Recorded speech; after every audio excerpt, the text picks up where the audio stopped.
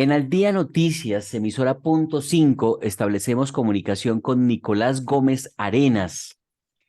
Nicolás es politólogo y comunicador de la Universidad de Arizona y magíster en políticas públicas de la Universidad de los Andes, autor del libro Lo que Petro niega de la corrupción de la Bogotá humana. Él es columnista del Nuevo Siglo y también hace parte y columnista de Irreverentes y El Parche Capuchino. Actualmente se desempeña como secretario político del movimiento Salvación Nacional y es precandidato al Consejo de Bogotá. Nicolás, bienvenido al Día Noticias, emisora punto 5.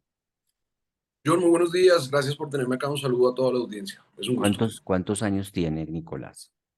Yo parezco más viejo y eso que estoy ahorita afeitado, pero tengo 24. Ve, pensé que tenía por ahí 30, pero sí, eso está bien, ¿cierto? Sí, yo creo que eso está bien.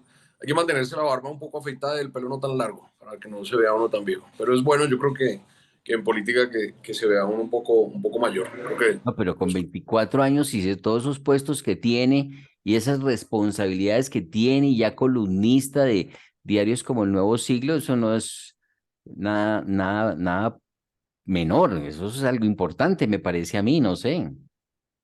bueno, yo aproveché en la universidad para poderme graduar rápido. De la carrera de 4 la hice como en 3 y medio y pues obviamente la maestría también más o menos apliqué lo mismo, era un año y medio.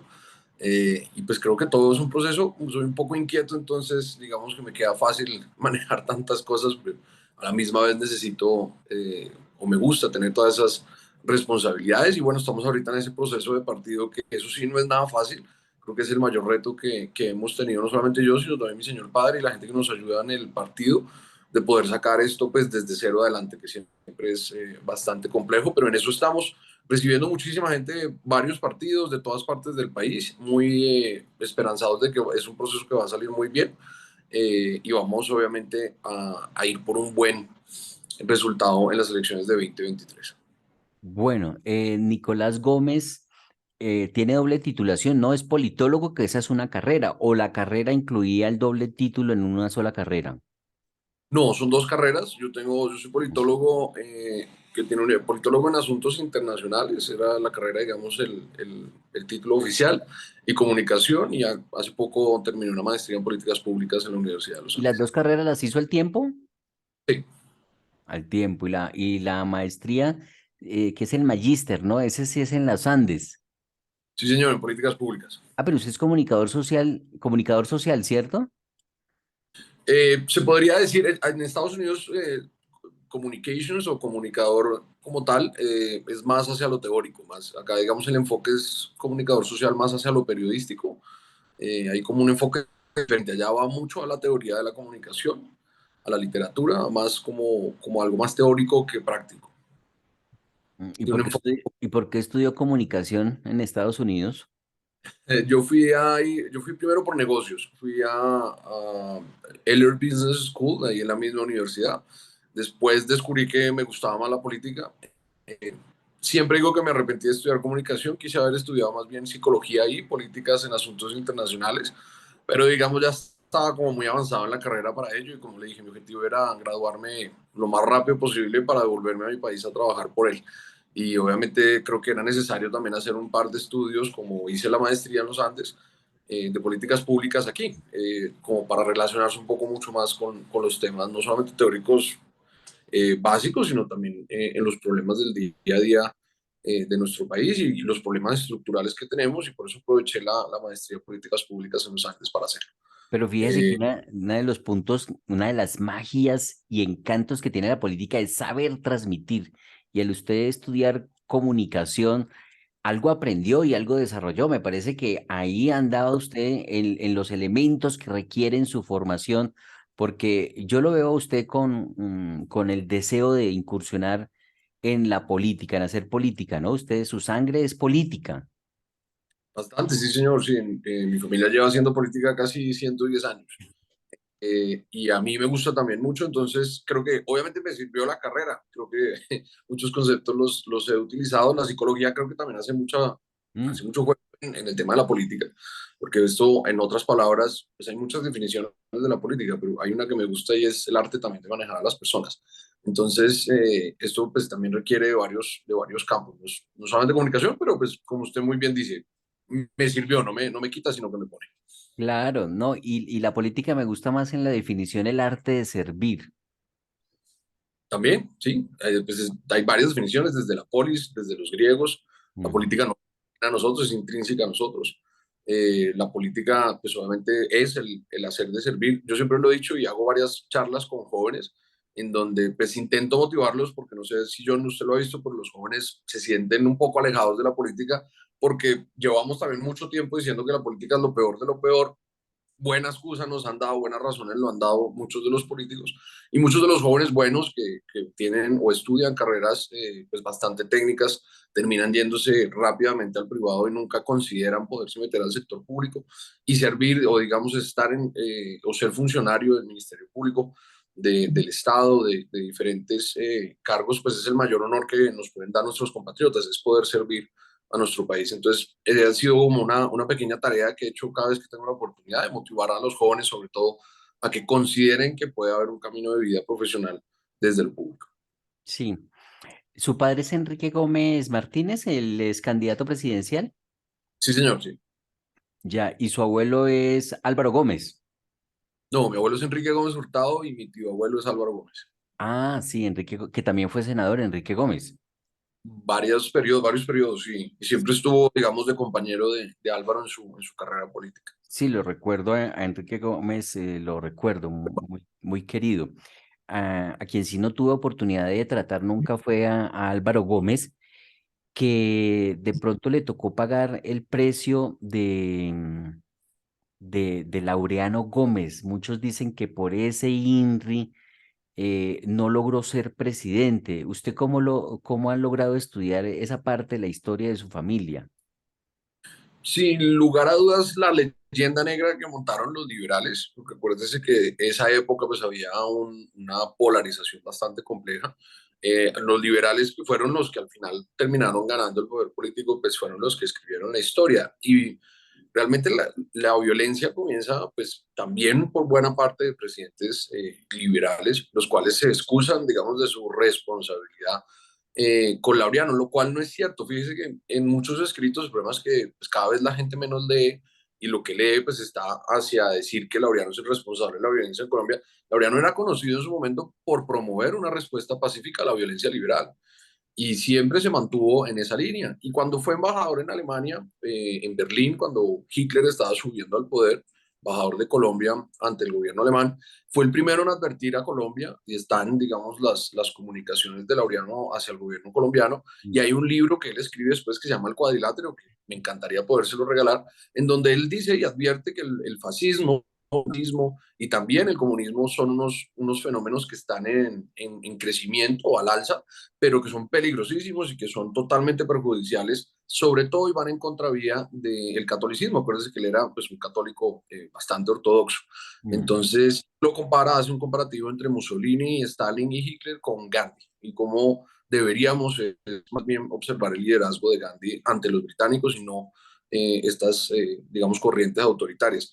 Entonces, hay mucho, digamos, mucha tela por cortar en cómo esa historia negra es falsa. Nos daría como para otro programa, porque pues, es Mm. un pedazo grueso de Claro. historia, y porque Laureano, hay que recordarle, la audiencia estuvo al mando del Partido Conservador casi 45 años, o estuvo vigente, digamos, dentro del Partido Conservador casi 45, 50 años, y después, obviamente, fue ministro de Obras de Ospina y hombre, pues terminó haciendo el Frente Nacional con Lleras Camargo. Entonces, es, digamos, otra entrevista para otro momento.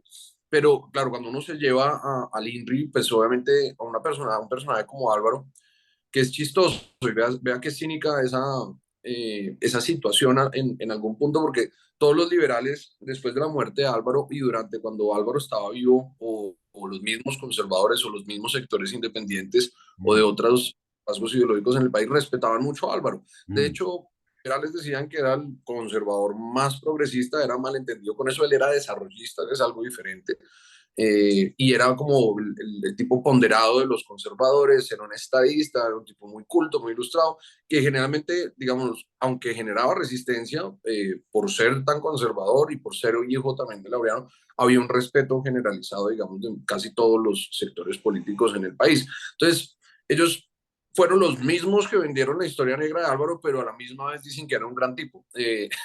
Entonces eso, digamos, en parte creo que sí le cobró pues, en varias ocasiones, sobre todo hacia el 86, la presidencia o la candidatura a la presidencia. Después pues ocurrieron diferentes problemas con las otras candidaturas. En la última, inclusive, pues a él los asesores lo intentaron moderar demasiado, lo intentaron cambiar y bueno, en fin, ahí digamos cada uno de las contiendas políticas que se perdieron, pues tienen una razón de ser. Pero claro que puede ser un factor contribuyente de que esa historia negra que los liberales, esos mismos que decían respetar a Álvaro, crearon para frenarlo. Pues yo creo que era, no porque sea mi tío abuelo, era un tipo excepcional y sobre todo era posiblemente, o logró posiblemente algo que nadie ha logrado en nuestro país, y es, él fue presidente sin ser presidente. Con la conciencia de los colombianos, él tuvo tanto protagonismo, sobre todo en el 91 en la constituyente, Mm. eh, quedó como, hombre, parecía que hubiera pasado por la Casa de Nariño, hizo mucho por el país sin haber pasado por la Casa de Nariño, sobre todo también en muchas de las instituciones que rigen nuestro país, y como nuestro Estado Social de Derecho, imperfecto por supuesto, pero aún sostenible y avanzando, con muchos problemas por supuesto, pero pues gran parte de ese crédito se le tiene que dar a Álvaro Gómez, quien fue, y me acuerdo porque me contaba, de hecho, la senadora Paloma Valencia, creo que no, si no estoy mal, a Álvaro lo movían en las comisiones durante la constituyente. Lo iban sentando en diferentes, porque eran tantos problemas y es un tema tan complejo, que lo iban sentando para ver que él que iba opinando de los temas y pudiera ayudar a las diferentes comisiones. No estaba sentado, digamos, en una sola comisión. Sí, Nicolás, es que es bien interesante escucharlo a usted, porque a pesar de su juventud, el dominio que tiene de los temas, pues lo llevan, pues nos permite, y sobre todo a quienes siguen al día noticias y van a ver esta entrevista, pues ver que tiene una capacidad importante dentro de cómo se funciona la política. Y terminará usted, Nicolás Gómez, quizás eh, con la responsabilidad de defender esas banderas de Salvación Nacional, que es un movimiento que ha recuperado su personalidad jurídica. Usted estaría aspirando al Consejo de Bogotá por Salvación Nacional, tiene el apellido Gómez y por supuesto que me imagino yo que las banderas que usted va a defender son las de Salvación Nacional, las que en su momento enarboló Álvaro Gómez y Enrique Gómez. ¿Estamos de acuerdo? Por supuesto, estamos en esa tarea desde ahorita. Mi señor padre también sigue pues, muy activo. Digamos, mi padre es muy joven, aunque también le pasa lo mismo que yo con las canas. Parece que es mayor, pero no, tiene 54 años. Va para 54 ahorita. Entonces creo que todavía él tiene un recorrido y mucho por entregarle al país. Y creo que pues, a mí todavía me falta leerme muchos clásicos, me falta estudiar aún para por lo menos estar siquiera al nivel, digamos, de cultura y de profesionalización de mi padre. Entonces, pero igual haciendo la tarea desde la juventud, porque yo creo que hay que involucrarnos. Como vuelvo le digo, la política no puede ser ajena y es demasiado importante para dejársela en manos de los políticos. Entonces creo que los jóvenes tenemos el deber y estamos llamados a poder participar, siendo extremadamente difícil. Dudas mil tengo de la dificultad de la campaña y de la posibilidad de llegar, pero hay que hacer el ejercicio, hay que poder hablarle a los bogotanos, a los colombianos, por eso vamos a lanzar la mayor cantidad de candidatos que podamos en todo el territorio nacional. Invitamos a todas esas personas que están viendo esta entrevista que si quieren cambiar la política, quieren meterse y ser activistas, pues que lo hagan por Salvación Nacional, inscribiéndose en Candidatos 2023 y volviéndose militantes en Salvación Nacional. Punto cero, porque necesitamos la ayuda también de ustedes. Entonces, yo creo que sí las voy a defender. Voy a hacer mi carrera política, siempre lo he querido desde chiquito. Ha sido mi orientación profesional. He trabajado, como usted ha visto y ha dicho, fuertemente por ello, porque creo que esto no se puede tomar a la ligera. Ahorita, pues uno podría tomar varios caminos, volverse influencer, ser populista, llamar al voto por diferentes rutas por las cuales creo que mi conciencia no me deja estar tranquilo. Creo que la labor de la política, aunque tiene que ser emocional, tiene que crear esperanza, tiene que ser extremadamente responsable, porque pues no podemos, o el país que mal le ha ido con esos políticos que prometen, que son populistas, que no le tienen, pues, digamos, no se les sonroja la cara, como dicen coloquialmente, no tienen sangre a la cara, cuando le prometen al pueblo y después van a gobernar y no hacen nada de lo que prometieron, o las promesas en sí pues son totalmente contrarias como estamos viendo en este gobierno. Entonces, por supuesto, John, que pues espero poder, tengo la vocación y espero poder dedicar la vida a defender el acuerdo sobre lo fundamental, lo que creía Álvaro, la visión de país que creía Álvaro, que nosotros lo decimos, John, con un poco de ironía, lastimosamente sigue siendo extremadamente vigente. Es decir, los problemas que tenía que atender Álvaro en su momento, en muchos casos aún los tenemos. Quiere decir que nos falta trabajar y avanzar en muchos aspectos y creemos que la ruta es como proponía Álvaro, adicionándole que también creo que pensamientos y algunas banderas que son nuestras, de las nuevas juventudes de la familia Gómez, pero también esto no es un partido que se quiera volver caudillo, ni es un partido de los Gómez. La idea es que este partido, después de las elecciones de 2023, se pueda democratizar en todo el nivel nacional y que surjan otros diferentes liderazgos, porque el sueño de Álvaro era que más allá de las personas son las ideas, y lo único que va a perdurar son las ideas. Yo eventualmente, como usted, John, y con todos los que estamos escuchando, polvo somos, polvo nos convertiremos, y la idea es que quede una institucionalidad con las ideas y una doctrina marcada que pueda salvar al país. Creo que tiene el micrófono Varias, apagado. correcto, gracias. Varias cosas que quedan evidentes en todo esto que hemos hablado hasta el momento, y es que la mala prensa o difamar o calumniar siempre ha existido y fue víctima Laureano Gómez, como usted lo señala, y ahora es con el Twitter y con el Internet y los mensajes de correo y las noticias falsas, los fake news. Es decir, los fake news existen desde siempre. ¿De acuerdo? Yo creo, las redes sociales hay que analizarlas con cuidado. Yo creo que se están volviendo cada vez más un factor o un jugador crítico en lo que es la política, en la opinión en general. Nos permiten muchas cosas buenas, nos permiten tener voz, nos permiten estar conectados, globalizados, tener información a la mano, interactuar y también poner nuestros puntos de expresión ante la opinión pública.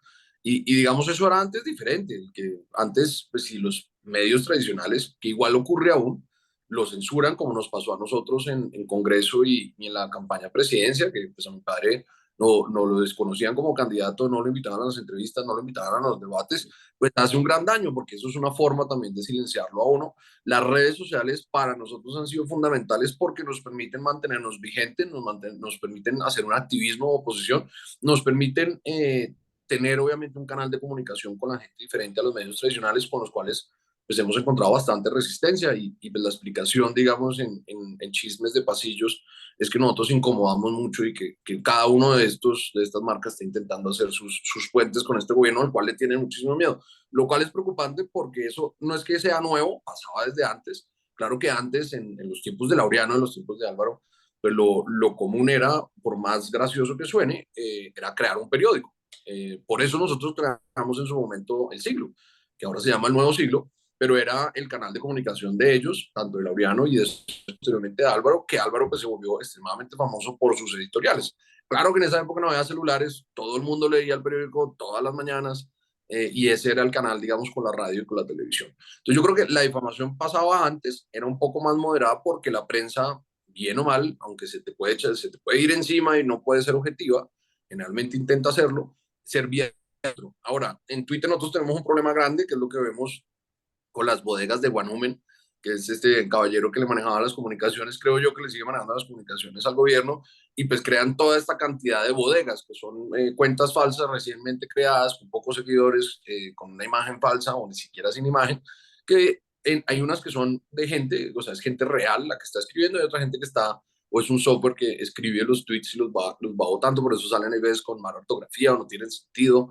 Digamos, eso es un problema que creo, pues ahorita que hay un cambio en Twitter, de pronto puede mejorar.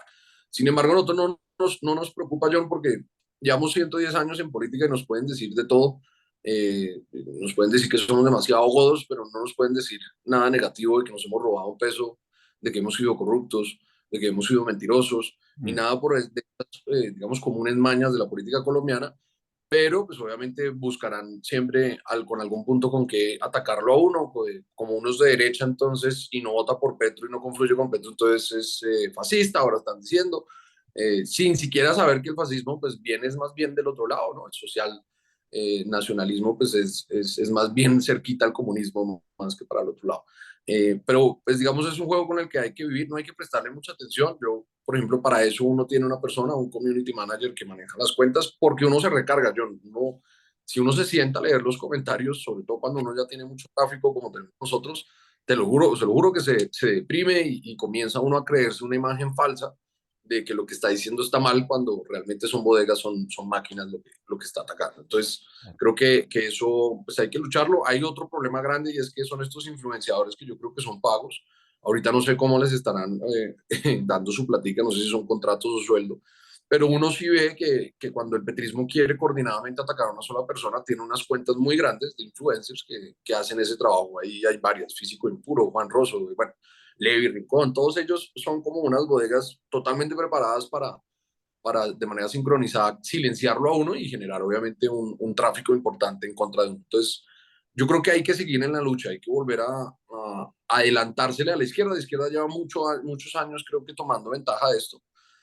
Los otros sectores políticos nos quedamos en eso, en el medio de televisión tradicional, en la Mm, radio. mm. En sí voy a tener mis cuentas, pero solamente yo tengo las cuentas, no tengo otros jóvenes haciendo influencers ni creando contenido, no tengo otras personas que sean opinadores constantes. Entonces yo creo que a la derecha y a los conservadores y a los otros sectores de centro que son contrarios a lo que está gobernando hoy, pues les falta mucho tramo por realizar.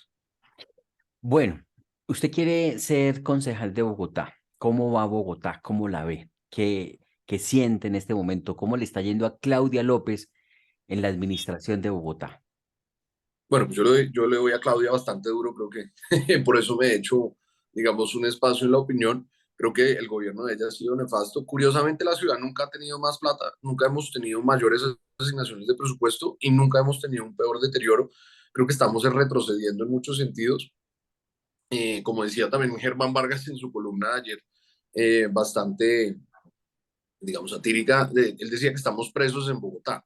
Y es bastante cierto, ya, por ejemplo, salir de Bogotá es prácticamente por cualquiera de las vías que usted elija salir, por la Calera, por el Mm, Autonorte, por la 13, por la 80, por Soacha, por cualquiera de las vías es casi una hora, 2 horas. mm. Y es porque esta ciudad, de todas las ciudades del mundo, pues decidió que no es bueno o no es importante invertirle a sus vías de acceso, lo cual pues es, perdón la expresión, totalmente ridículo.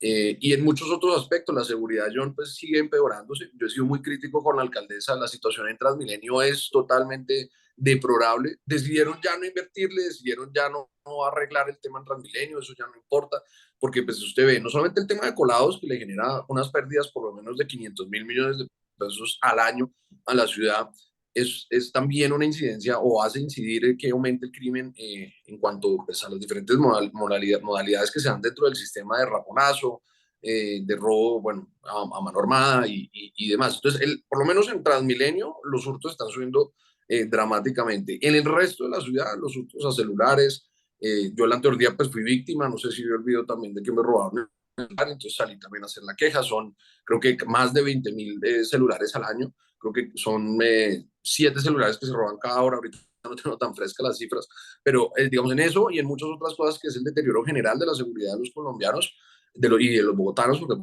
pues que esto es una ciudad que recibe personas de todo el país, pues ha empeorado. Creo que en seguridad la secretaria se rajó.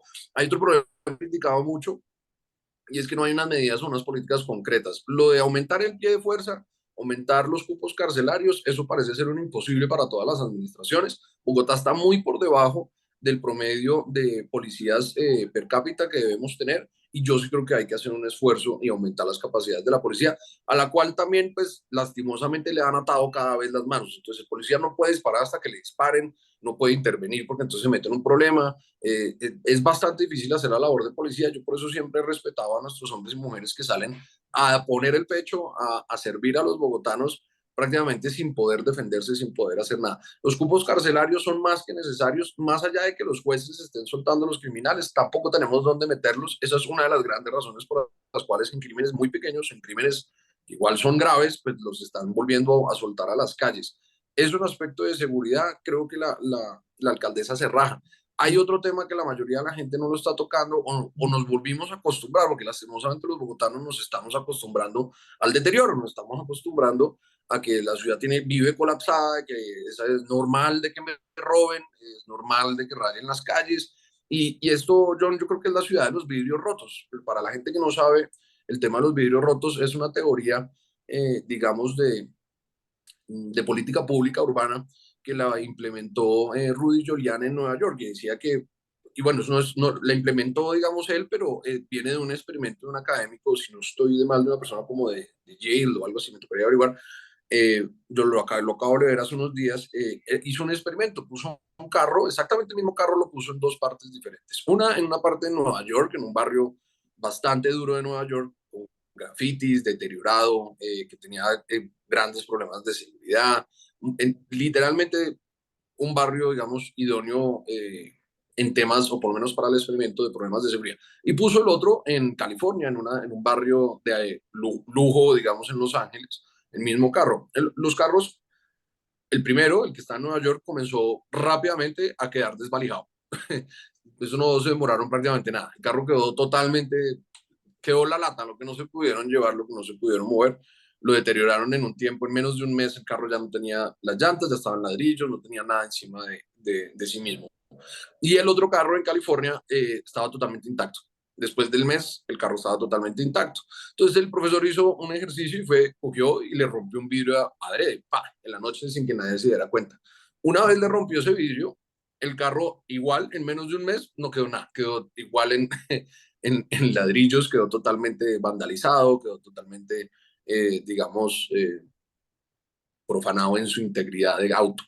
Eso es lo que nos demuestra, es que si nosotros permitimos el deterioro constante de nuestros entornos, sobre todo en Bogotá, que lo vemos, los parques vueltos nada, los barrios todos grafiteados, las ventanas sucias, dejamos o la alcaldía deja unos terrenos que se vuelven ollas, todo eso contribuye a que el bogotano o las personas, pues, digamos, cuiden menos del espacio, se acostumbren a un deterioro del espacio y por ende la inseguridad y demás problemas aumenten. Entonces, en seguridad, rajada totalmente, Claudia. Y hay otro tema.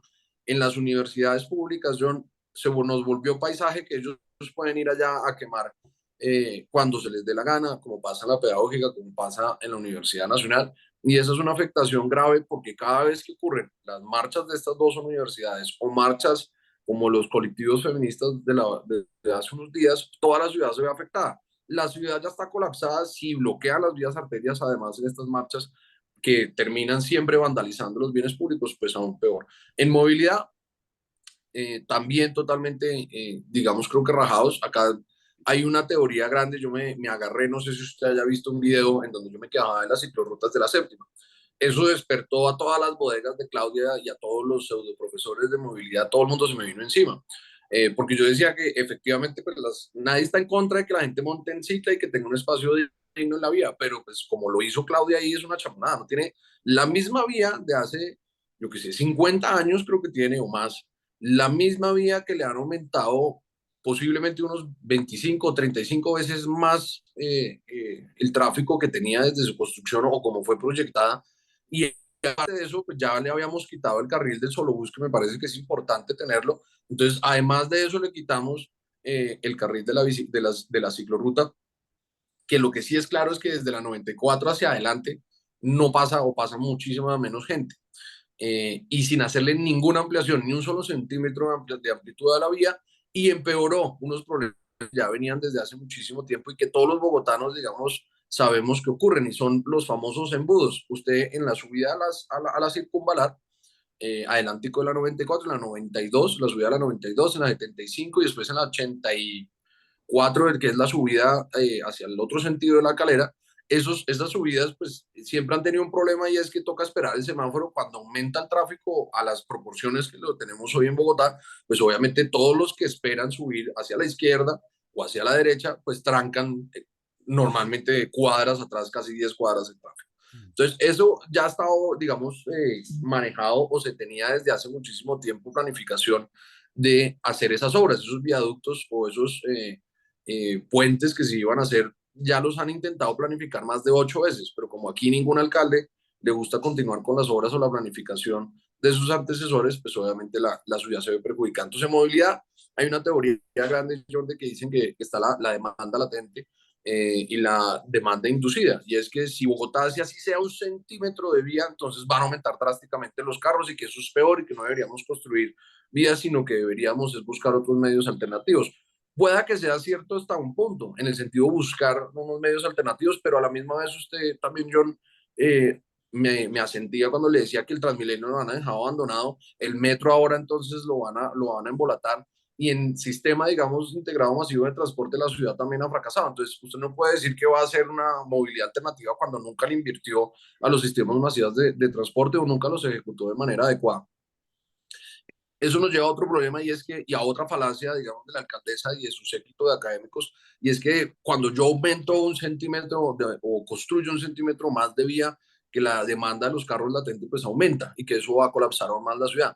La ciudad, la compra de carros, de motos y de carros particulares nunca ha parado de crecer y no hemos hecho vías. Entonces, creo que ese no es el problema. La gente, y lo que sí es preocupante es que Bogotá va a llegar a casi más de 1 millón de motos vendidas al año, posiblemente este año o el siguiente.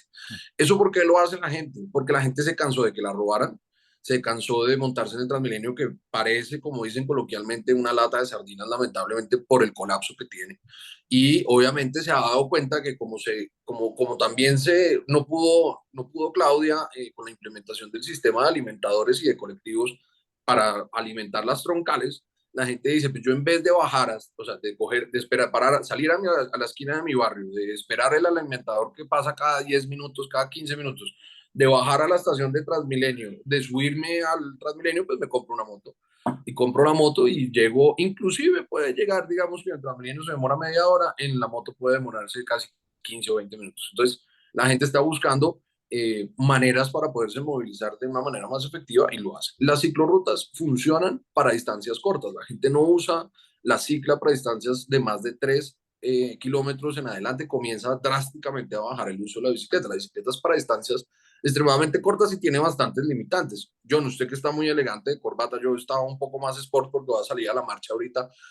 Imagínese, entonces usted digamos que vive en Cedritos y tiene que ir a una cita en el Congreso de la República, pues irse en bicicleta, desde la 140 hasta la Plaza de Bolívar, es una cosa difícil. Entonces yo creo que hay que también ver las cosas con un poco de sentido común y de realidad, y creo que la alcaldesa en ese tema ha fracasado. Yo creería que para las elecciones que se van a ver y para lo que está viviendo Bogotá al día de hoy, los principales problemas están entre seguridad y movilidad, y yo le metería el tema económico porque no solamente claro que no es responsabilidad de la alcaldesa la inflación o la recesión, pero sí es responsabilidad de ella hacerle la vida a los empresarios y obviamente a los emprendedores cada vez más difícil. Yo creo que Bogotá ha fallado en eso y necesitamos mejorar. Lo otro es que la movilidad y la seguridad pues traen más desarrollo económico. Si usted comienza a dejar colapsar, a dejar vandalizar, a dejar volver insegura la ciudad, pues obviamente que el desarrollo económico de la misma se ve afectado.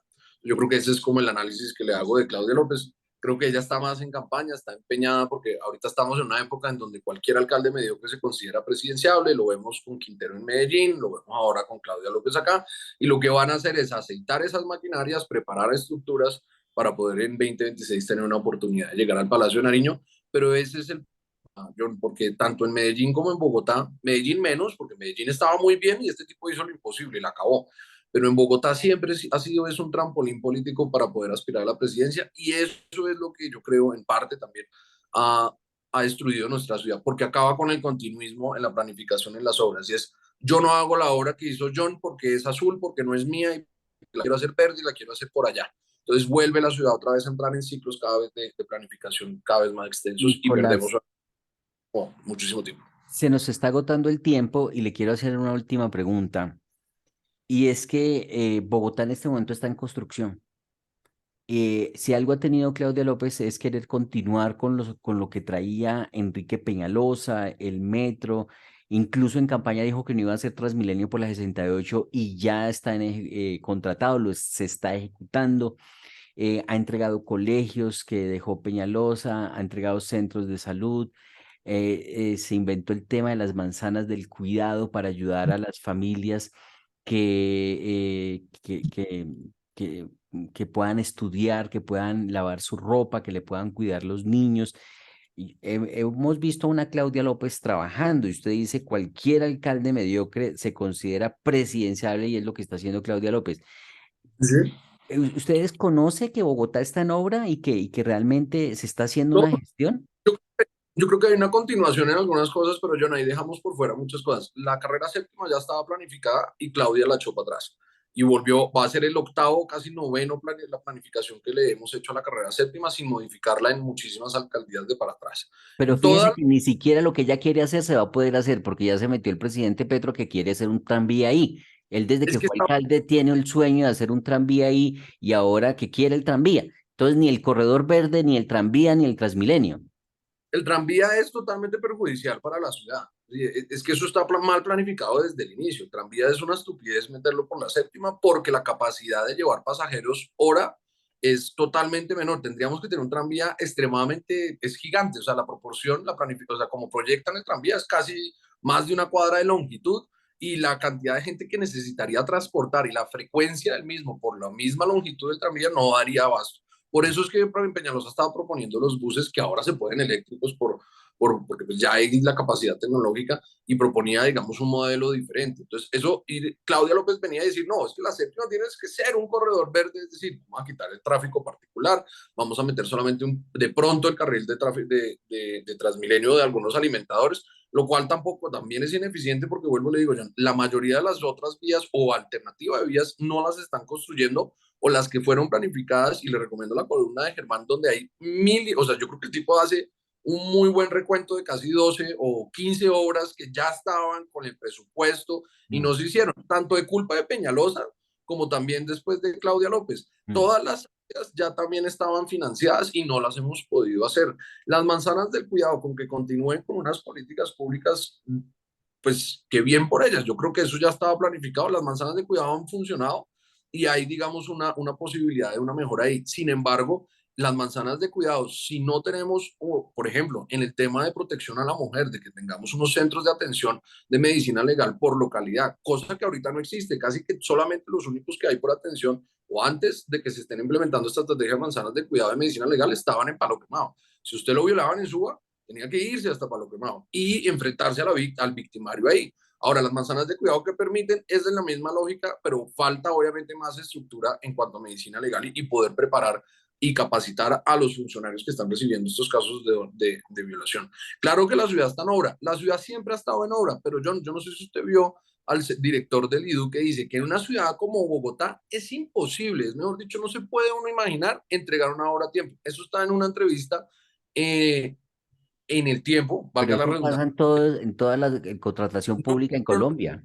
Él no está diciendo, digamos, que es que la 68, que es una obra compleja, masiva, no se pueda entregar a tiempo. Uno puede decir, ahí puede pasar de todo. Pueden encontrarse un tubo que no había, Ujú. se acabó el puesto, el material, no sé, por la pandemia no llega, digamos, eso son obras complejas. Dices que ni siquiera un andén, porque estructuralmente la contratación de la ciudad está mal y porque la capacidad del IDU es totalmente ineficiente. Entonces, yo creo que Claudia, lo que sí se ha visto últimamente, cuando la ciudad puede estar en obra, usted puede poner las lonas, pero otra cosa es que estén trabajando. Y sobre todo en la 68 yo he hecho el ejercicio de recorrerla en muchos temas y no están ni siquiera los materiales o los obreros en construcción. Cuando Mm, Vanessa de la Torre le reclamó a la alcaldesa, mm. fue cuando Caracol Radio fue con ella a hacerle el publireportaje de que no, sí estamos trabajando y ahora ella sí es obviamente la alcaldesa de las obras. Le pongo un ejemplo, durante la pandemia ya habían presupuestos para ejecutar, debió aprovechar que no habían carros y que estábamos encerrados para poder no solamente tapar los huecos, sino también hacer obras de muchísima Nicolás, importancia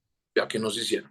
Entonces, infortunadamente, Bogotá, termino con eso, Bogotá está en obra, pero todavía nos falta más, pero Bogotá está en obra en muchos aspectos extremadamente retrasado. Y Nicolás, ahora, estos micrófonos de Al Día Noticias Democráticos siempre estarán abiertos para que usted exponga sus ideas, analicemos y pues pueda contar qué es lo que le propone a los bogotanos. Me ha encantado poderlo conocer y saludar aquí en estos micrófonos. Seguimos en contacto permanente de aquí en adelante. cuando usted me llame, yo vengo y pues esperemos que no nos quiten el metro, la primera línea del metro. Ya el consorcio chino dijo que lo que decía la alcaldesa, el presidente, era una barbaridad, que